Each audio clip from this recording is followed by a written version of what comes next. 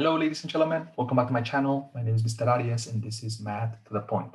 In today's video, we're going to investigate and learn how to find the vertex of a quadratic function in factor form. Now, just to recap, we in the previous video, we watched these methods in which we can find the locations of the x-intercepts of a quadratic function in factor form. We have two of them. We have the visual method, which is this one, in which you can just find the locations of those x-intercepts by paying attention to the values of p and q within your function.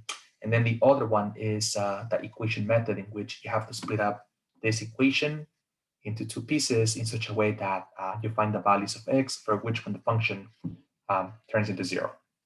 So that's that. If you haven't watched the video, please check it out before you actually watch this one, just because this is kind of a prerequisite for you to understand how we're going to be applying this process in the now finding the location of the vertex of these quadratic functions. Okay, so the link is in the description, just so you know, and then feel free to come back and then eventually watch this new video. So again, we're going to get into the vertex. So how do we find the vertex, which, by the way, is either the highest point or the lowest point of a quadratic function?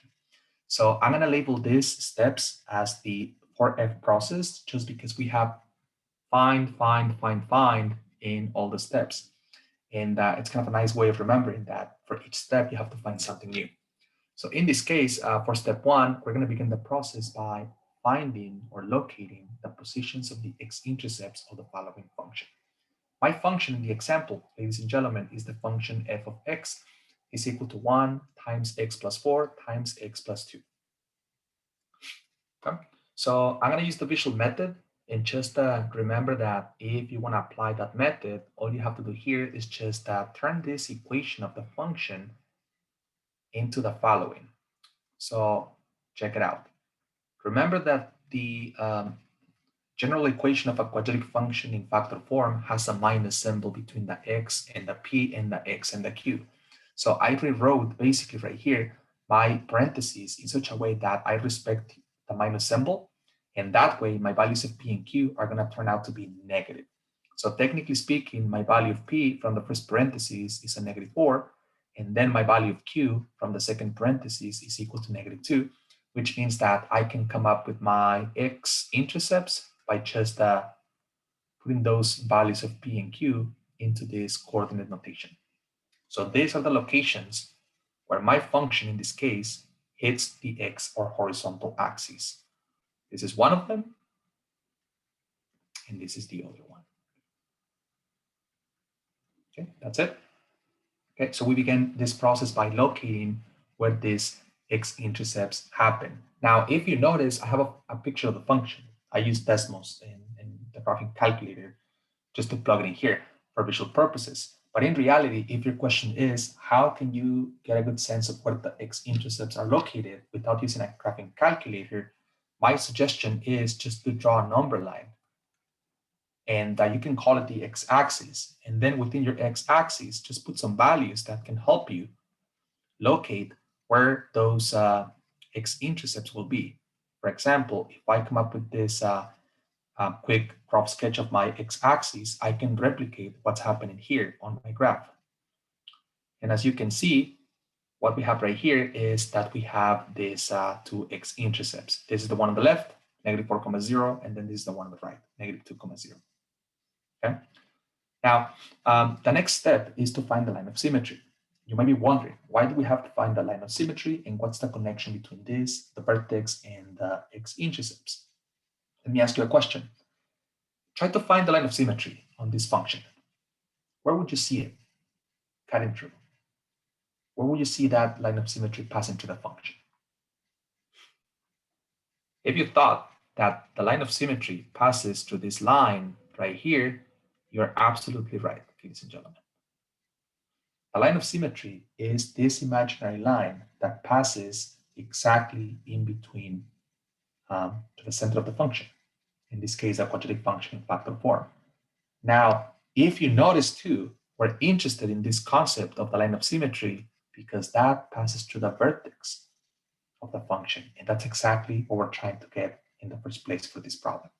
Okay. Now, another piece of information.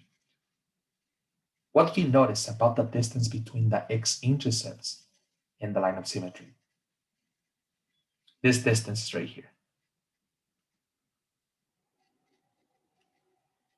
They're the same, right? They're the same. And that's another property of quadratic functions.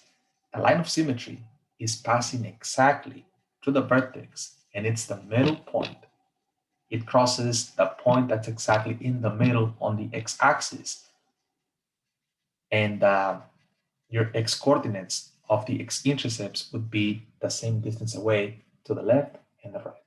So technically speaking, by knowing where your x-intercepts are, you can tell where the line of symmetry is, and that would give you an idea of where the vertex could eventually be. Okay, so even if I have this situation in which I have a number line with my x-axis, I can still draw my line of symmetry and see that that will be in between my two x-intercepts. So as you can see right here, the value of x on the x-axis where this happens for this given example is when x is equal to -3, which is the same thing in the other picture that we have on the left. That's what the line of symmetry is. Why would you think that this is important when finding the vertex? Right, because the vertex and the line of symmetry, as we investigated in the past videos from the past months, they share the same x-coordinate. So this vertex right here and this line of symmetry are pretty much the same distance away from the origin along the x-axis. So what this means is that if I know where the line of symmetry is, I know the x-coordinate of my vertex. All I'm missing right now would be the y-coordinate to get to it. So that's it. So we found the line of symmetry. We place these x-intercepts to each side of the line of symmetry. And then we also found out that because the line of symmetry is passing in the middle of my x-intercepts and it contains the vertex, I know that